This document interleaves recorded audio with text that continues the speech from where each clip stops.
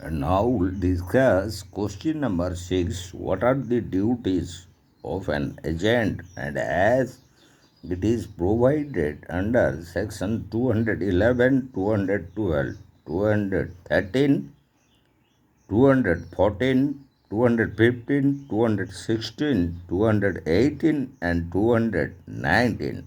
So the first one, that is relating to agent's duty in conducting principal's business as provided under section 211 with illustrations. So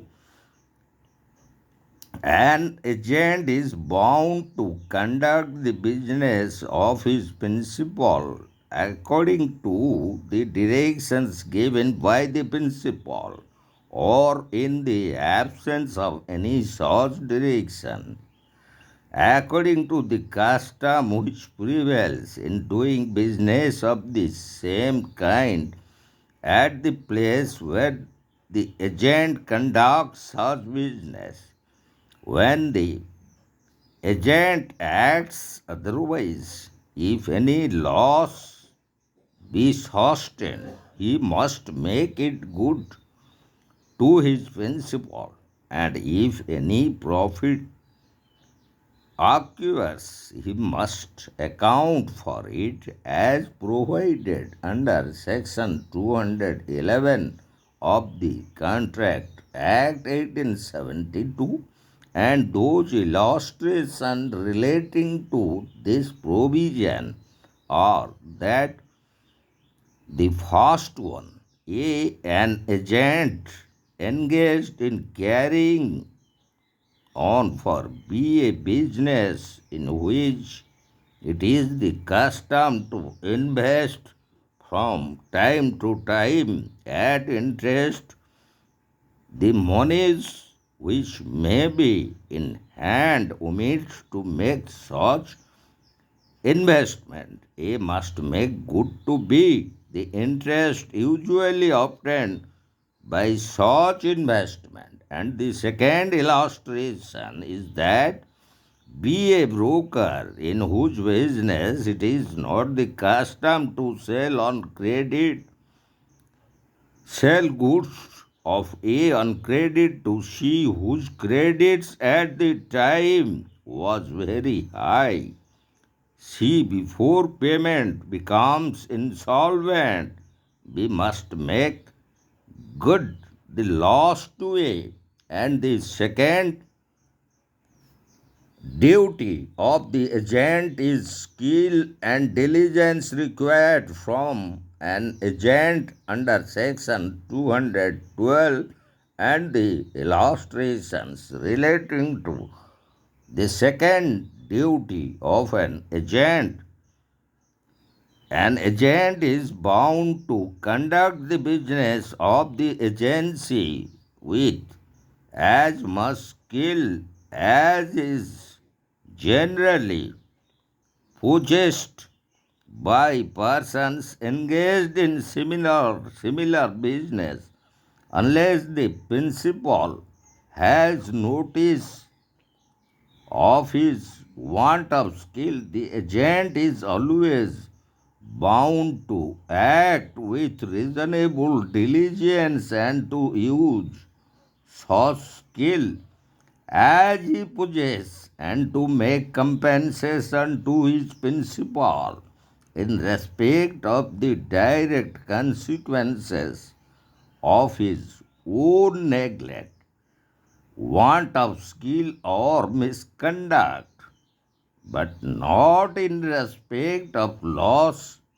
or damages which are indirectly or remotely caused by such neglect, want of skill, or misconduct as provided under section 212 of the Indian Contract Act 1872, and those illustrations relating to this provision. The first illustration is that A merchant in Calcutta has an agent B in London to whom a sum of money is paid on his account with orders to remit.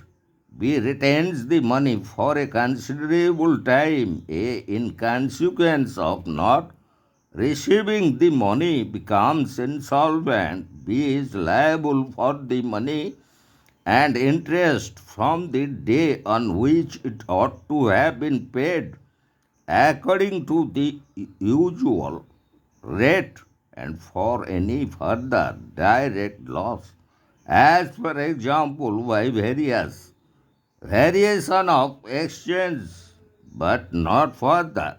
And the second illustration relating to this provision is that an agent for sale of goods having authority to sell on credit sells to B on credit without making the proper and usual inquiries as to the solvency of B. B at the time of such sale is insolvent. He must make compensation to his principal in respect of any loss thereby sustained. And illustration number 3, an insurance broker employed by B to effect an insurance on a ship omits to see that the usual clauses are inserted in the policy. The ship is afterwards lost in consequence of the omission of the clauses. Nothing can be recovered from the underwriters. A is bound to make good the loss to B.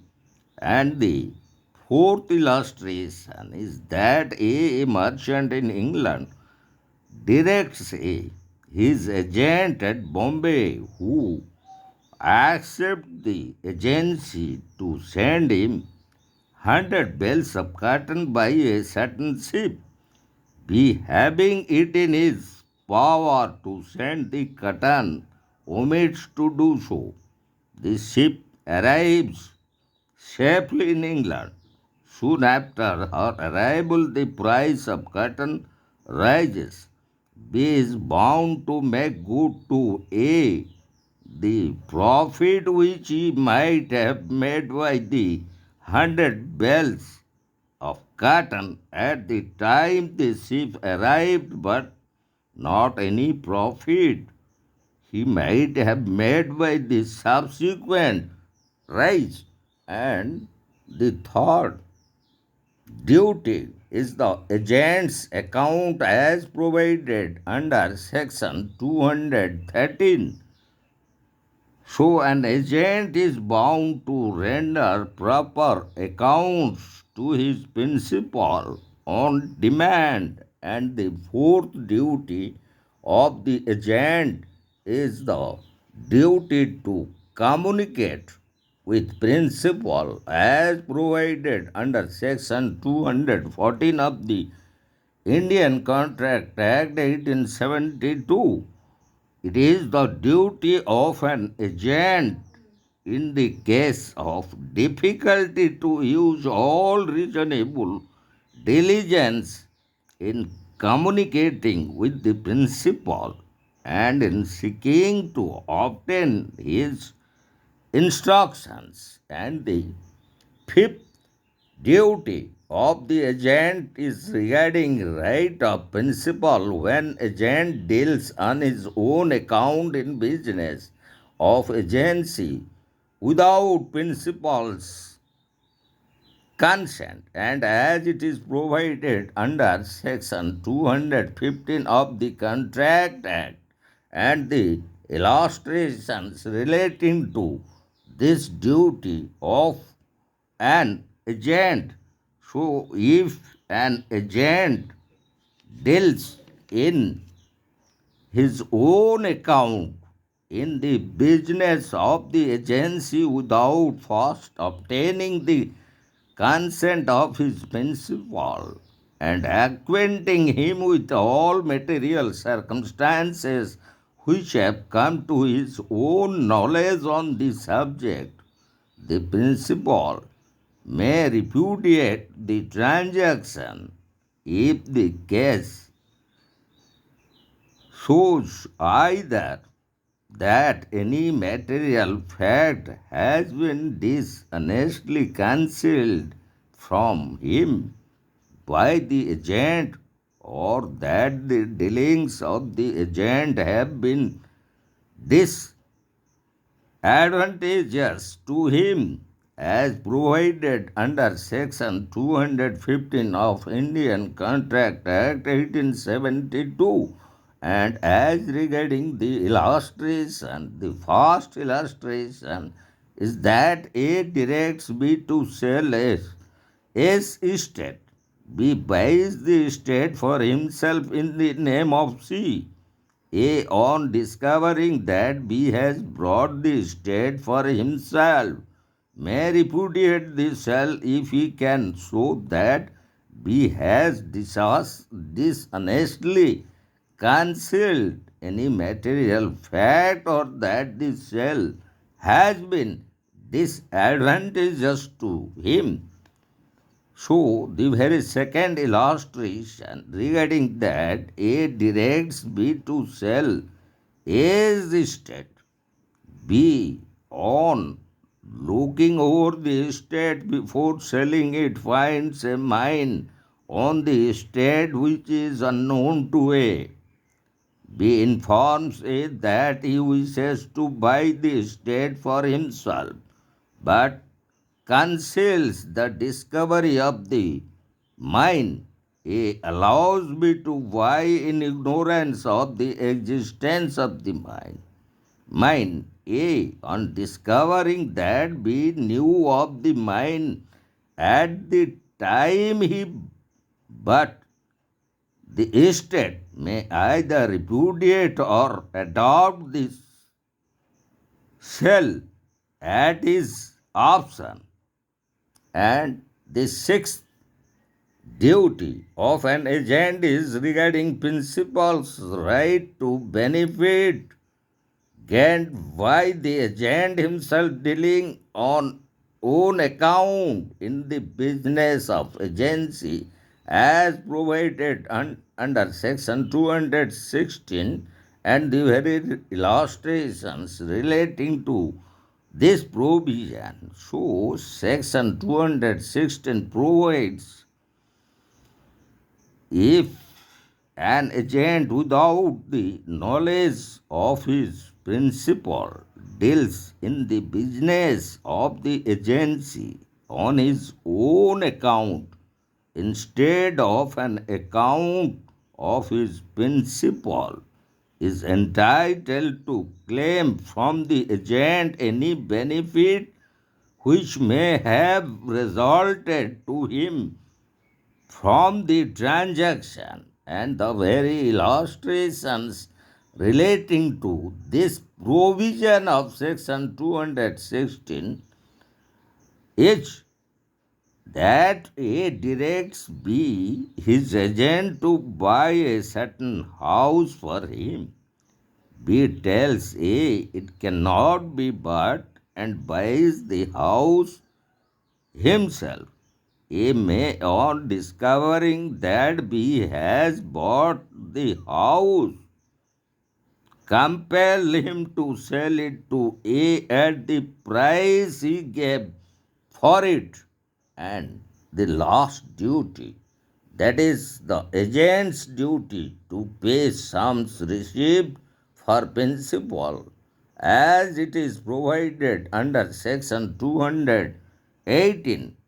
So, an agent is bound to pay to his principal all sums received on his account, subject to deduction, such as money due to himself in respect of advance made or expenses properly incurred, and also the remuneration due to him, and the last one, that is regarding agent's duty on termination of agency as provided under section 219. An agent is bound to take on behalf of the representative of his late principal all reasonable steps for the protection and preservation of the interest entrusted to him. When an agency is terminated by the death or insanity of the principal, as it is provided under section 219 of the Indian Contract Act 1872. So these are the duties of an agent, and all these 8 number of duties are entrusted to an agent as provided under section 211, section 212, section 213, section 214, section 215, section 216, section 218 and section 219 of Indian Contract Act 1872. So, we have finished the question number 6 relating to what are the duties of an agent, and in our upcoming video we will discuss question number 7, which relates to summarize the rights of an agent, and as these are provided under section 217, section 220, section 221, section 222 and section 223 of the Indian Contract Act 1872. So, in our upcoming video, we will discuss this question number 7.